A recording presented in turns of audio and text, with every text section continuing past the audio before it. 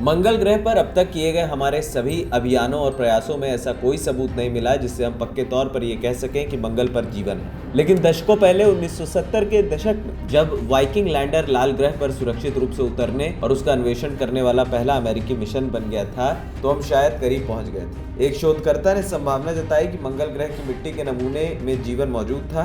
फिर इसकी पुष्टि करने के स्तर की हमारी खोज में हमने इसे शायद खत्म कर दिया। जर्मनी में तकनीकी विश्वविद्यालय बर्लिन के खगोल विज्ञानी डग शुल्ज मुकुच के अनुसार मंगल ग्रह पर सूक्ष्मजीव जीवन के संकेतों का पता लगाने का एक प्रयोग घातक हो सकता था। इस कहानी को मशहूर होने की कवायद मानकर खारिज न कर दीजिएगा। इसमें किया गया दावा आपको भले ही असंभव लगे, लेकिन इनमें कुछ अहम सीख भी है जिसे हमारे वैज्ञानिकों को कभी भी नजरअंदाज नहीं करना चाहिए। इस खास रिपोर्ट में हम आपको बताते हैं कि क्या है ये दावा और क्या है ये पूरी कहानी।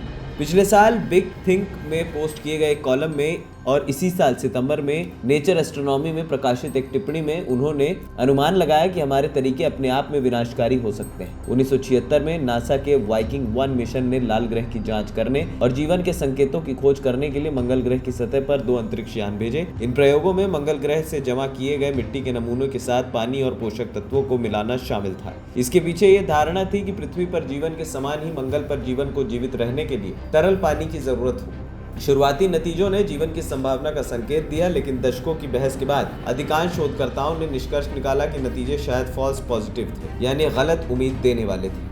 अब शुल्ज मकुच ने एक सिद्धांत प्रस्तावित किया है कि वाइकिंग लैंडर्स ने वास्तव में मंगल ग्रह के जीवन का सामना किया होगा, लेकिन अनजाने में ही इसे पानी से डालकर नष्ट कर दिया। नेचर के लिए एक टिप्पणी में शुल्ज मकुच ने लिखा कि संभावित मंगल ग्रह का जीवन वातावरण से नमी खींचने के लिए नमकों पर निर्भर होकर बहुत ही सूखे हालात में जिंदा रह सकता है, और ये बिल्कुल चिली के अटाकामा रेगिस्तान जैसे चरम वातावरण में पाए जाने वाले सूक्ष्म जीवों के समान हो सकता है। उन्होंने समझाया, हो सकता है कि नासा के वाइकिंग लैंडर्स द्वारा किए गए प्रयोगों ने बहुत अधिक पानी डालने से मंगल ग्रह के जीवन को गलती से मार दिया। ये परिकल्पना नासा की पानी का अनुसरण करके पृथ्वी से बाहर जीवन की खोज करने की लंबी रणनीति को चुनौती देती है। शुल्ज मकुच की दलील है कि तरल पानी को प्राथमिकता देने के बजाय भविष्य के मिशनों को हाइग्रोस्कोपिक नमकों पर भी गौर करना चाहिए। ये ऐसे पदार्थ होते हैं जो वायुमंडलीय नमी को सोखने का काम करते हैं। मंगल ग्रह पर प्राथमिक नमक सोडियम क्लोराइड संभावित रूप से सूक्ष्म जीवी जीवन को बनाए रख सकता है। ये पृथ्वी पर नमकीन घोल में पनपने वाले कुछ बैक्टीरिया के समान है। शोधकर्ता ने मंगल ग्रह के सूक्ष्म जीवों पर वाइकिंग प्रयोग के संभावित असर की तुलना अटाकामा रेगिस्तान में हुई एक घटना से की, जहां मूसलाधार बारिश ने 70-80% स्थानीय बैक्टीरिया मार दिए, क्योंकि वे पानी के प्रवाह के अनुकूल नहीं हो सके। वाइकिंग मिशन के लगभग 50 साल बाद शुल्ज मकुच ने मंगल ग्रह पर जीवन का पता लगाने के लिए नए सिरे से प्रयास करने की मांग की, जिसमें ग्रह के चरम वातावरण के बारे में नई उन्नत तकनीक और ज्ञान को शामिल किया जा सके। उन्होंने जोर देते हुए कहा कि एक और जीवन पता लगाने वाले मिशन का समय है, जबकि उन्होंने स्वीकार किया कि उनका सिद्धांत अभी भी अटकलें हैं। पुख्ता सबूत जुटाने के लिए हमें जीवन का पता लगाने के कई स्वतंत्र तरीकों की जरूरत होगी। ANP टाइम्स की रिपोर्ट।